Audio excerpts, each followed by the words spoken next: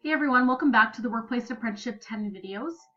In this video, we're going to look at lesson 3 from chapter 4, which is talking about mass in the Systeme International System.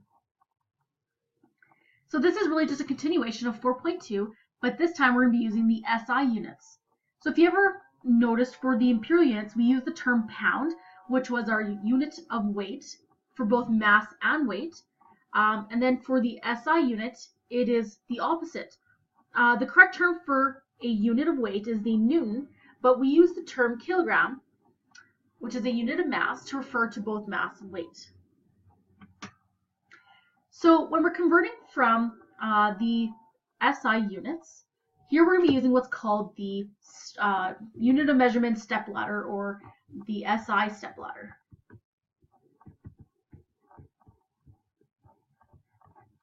And you can use the stepladder here in a few different ways. And so here, the base unit for, say, length here would be meter. But when we're talking about kind of here we're talking about kilograms. So kg would be up here. So then the base unit would be, instead of meters, it's going to be grams. So that's going to be really important here, is to identify that kilograms is way up top here. It's got that prefix kilo. So then your base unit here is the gram. So here we have grams, we'd have decagrams, hectograms, kilograms. Going from grams to decigrams, centigrams, milligrams. So whenever we're using our little stepladder here, there's two different ways that we can use it.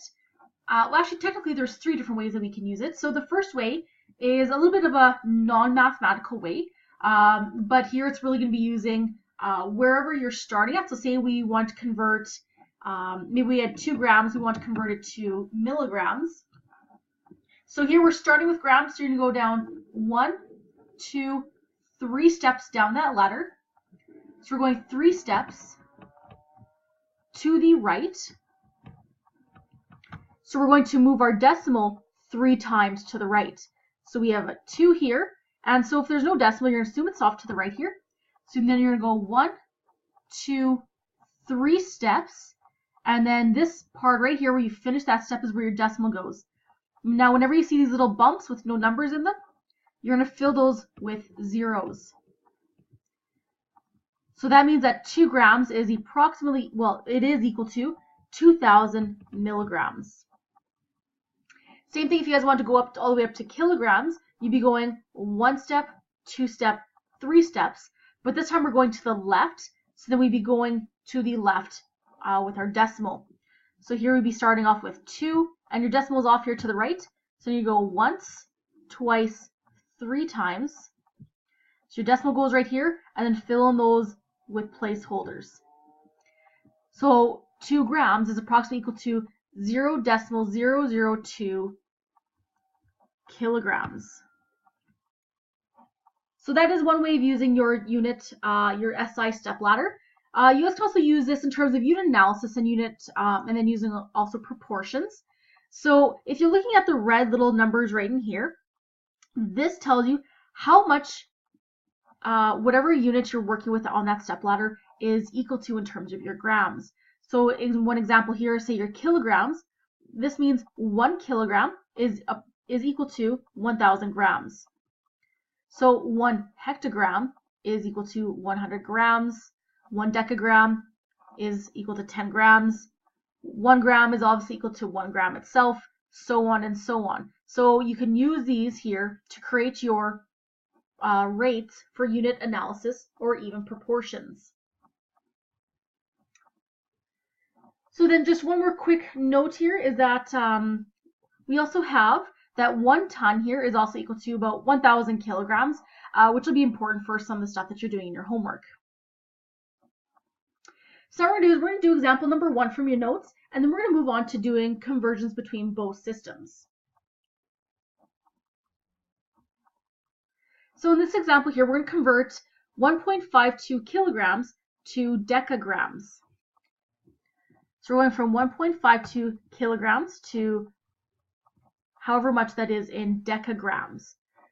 So here I can show you both little methods here. So I'll show you, the first one will be using that little stepladder trick.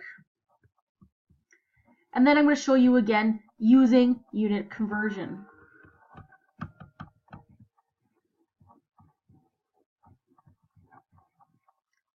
So here we're start off with 1.52, and we're starting off with kilograms. So I'm going to go up to my step ladder.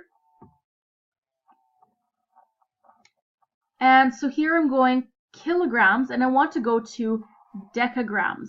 So that is D-E-C-K-A. That's this one right here. So if you guys get a little bit confused, deca is D-A-G, and then deci is just D-G. So if you guys get a little bit confused with those two units there, deca, it ends in an A, so it can be D-A-G, and then deci we just put as D-G. So here if we're going from kilograms to decagrams, you're going twice down that step ladder to the right. So that means we're going to move our decimal 2 times to the right. So it's 2 times to the right.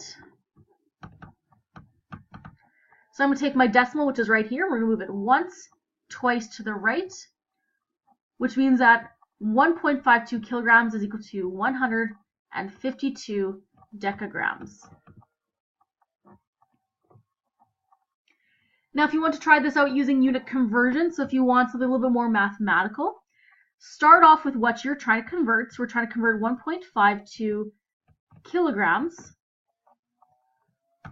and we're going to multiply it by our unit conversion rate. So up to the top here. So here, when we're looking at our unit conversions, really we don't really, given the step ladder, we don't really have a conversion rate going from kilograms to decagrams. So what we could do is first convert kilograms to grams, and then go from grams to decagrams. So we're going to start off by converting the kilograms to grams. So there's 1 kilogram in 1,000 grams. So 1 kilogram is going to go on the bottom. We're trying to cancel out those 2 units, and we're going to put 1,000 grams up top because we're trying to introduce the units of grams. So if it makes your brain happy, you can write this over 1 and then multiply straight across. So essentially all that we're doing is we're going to take 1.52 and times it by 1,000. You can write this over 1, but anything divided by 1 itself will just give you the number. So when you go 1.52 times 1,000, that is equal to 1,520 grams. So then what we have to do is, now that we have grams, now we're going to convert to decagrams. So that was our first step there. Then our second step is we're going to take this 1,520 grams and convert to decagrams. So I'm going to put decagrams up top, grams on the bottom, and I'm going to go up to my step ladder and look at that unit conversion. So 1 decagram is approximately equal to 10 grams. So 1 decagram is equal to 10 grams. So what we're going to do is we're going to write this number here over 1, then we're going to multiply straight across. So essentially what's happening is we're going to have 1,520 times 1, which is just 1,520, and then divided by 1 times 10 is just 10. When you divide those numbers, you guys will get 152 decagrams. So you'll get to the exact same answer. One's a little bit more work, but one's also using really more of the math concepts, whereas, you know, using the step ladder, it's quicker, but it's not quite as concrete as, say, using the unit conversions. So now we're going to move on to trying to convert between the SI system and your imperial system. And we're going to do example number 2 from your notes to do that. So to convert between the SI and the imperial system, we're really looking at 2 major conversions. So we have 1 ton is equal to 1,000 kilograms, and 1 kilogram is equal to 2.2 pounds. These are going to be our 2 major conversions. So this here is example number 2 from your notes. So the cost of bananas is 49 cents per pound at one store, but you see an advertisement for bananas on sale at another store for $1.05 per kilogram. So we want to know which is the better buy. So what we have to do here is we want to make sure we're working with the same units in order to compare those prices. Because here we have one that's in pounds, one that's in kilograms. And to be fair, it doesn't matter if you convert to pounds or if you convert to kilograms. As long as you do your math right, you'll end up with the same answer in the end. You'll be able to determine which one is the better buy. So in this example here, I'm just going to convert this pounds to kilograms.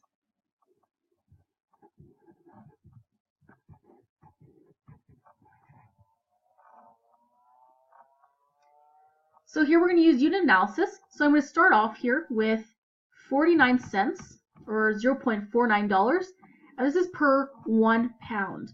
When it says per pound, we assume that the number here is a 1, and then we're going to multiply by that conversion rate. Now this here is where things get a little bit different than what we've done before, because now we have our pounds are in the bottom when normally they've been in the top. So one thing that we want is we want to get rid of pounds. So if it was in the bottom of the first fraction, it now needs to go in the top of your second fraction. Then we're trying to introduce kilograms.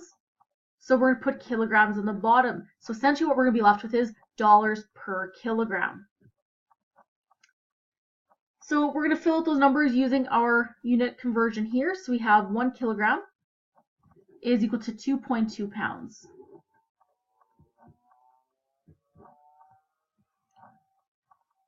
So here we have two fractions, so we're just going to multiply straight across. So essentially what we're going to do here is we have 0.49 times it by 2.2. You could write this over 1, but anything divided by 1 is just the number itself. So it's kind of like a waste of energy just to write that 1.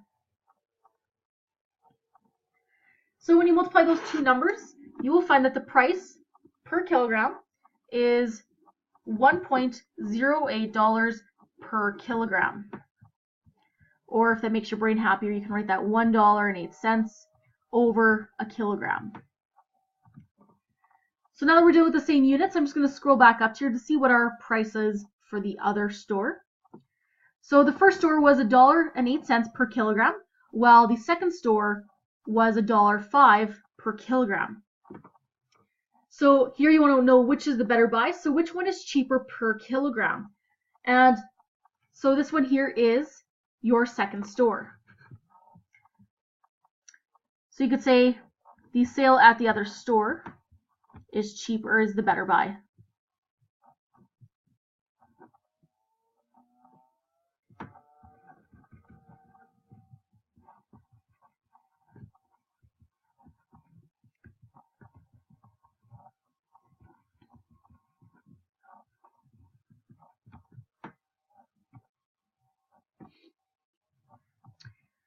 So just as a little side note here, this here might ring some bells in terms of the type of question here.